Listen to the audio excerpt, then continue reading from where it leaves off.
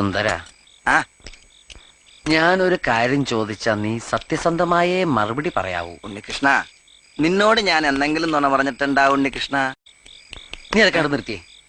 എടാ, ഒരു ബാങ്ക് തൊഴിലാളിയുടെ മകളെ ഒരു ബസ് മുതലാളി കല്യാണം കഴിക്കുന്നതിനെ കുറിച്ച് എന്താണ് നിന്റെ അഭിപ്രായം?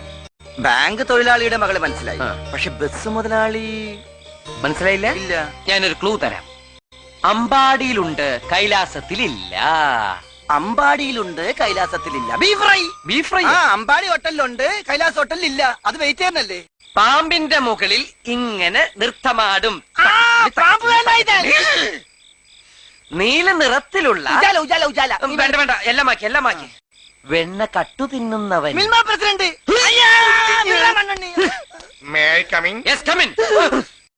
ഞാൻ എവിടെ കിടക്കണ്ടേ? എന്റെ മടി കിടക്കണോ? അല്ല, എനിക്ക് ഉറങ്ങാനായിട്ട്. ഞാൻ താരായിട്ട് പാടിത്തരാം. വേണ്ട, എനിക്ക് പാട്ട് കേട്ട് ഉറക്കാൻ പറ്റില്ല. എടോ, വണ്ടിയിൽ ഇഷ്ടം പോലെ സ്ഥലമുണ്ട്, എവിടെയെങ്കിലും പോയി കിടക്ക് പോ. ശരി മുതലാളി. എന്താണ്? എനിക്ക് തലവെക്കാൻ രണ്ടരയ്ക്ക് ഒരു മാംഗ്ലൂർ മേലുണ്ട്, പോയി തല വെക്ക്. എടോ, ആ വണ്ടിയുടെ അകത്ത് പായുണ്ട്, തലോണിയുണ്ട്, എടുത്തിട്ട് പാണ്ടാറടങ്ങ എന്റെ മോളിൽ. ശരി മുതലാളി. സുന്ദരിയായ ഒരു പെൺകുട്ടി ബസ്സിനകത്ത് പുറ നിറഞ്ഞെടുക്കുമ്പോ ഒരു അന്യപുരുഷനെ അവിടെ കിടത്താൻ ഞാൻ സമ്മതിക്കില്ല. ഓ, അത് ഞാൻ ഓർത്തില്ല. എങ്കിൽ ടർസി കിടന്നോ. ടെറസിലാ? വണ്ടിയുടെ മോൾ ഭാഗം ഇല്ലേ, അവിടെ കിടന്നോ. ആ ശരി. ദാ, ശരിക്കും മുതലാളി ഞാനാ. ആ ശരി, ശരിക്കും മുതലാളി. ശരിക്കും മുതലാളി. നേരത്തെ പറഞ്ഞില്ലേ കല്യാണം കഴിക്കാൻ പോണ ബസ് മുതലാളി? അതിന്റെ ക്ലൂ എനിക്ക് ഇതുവരെ കിട്ടിയില്ലല്ലോ. പോടാ, മനുഷ്യനെ മെനക്കെടുത്താനായിട്ട്. മനുഷ്യനെ മെനക്കെടുത്താൻ. ആ, താമരാക്ഷ പിള്ള ബസ്.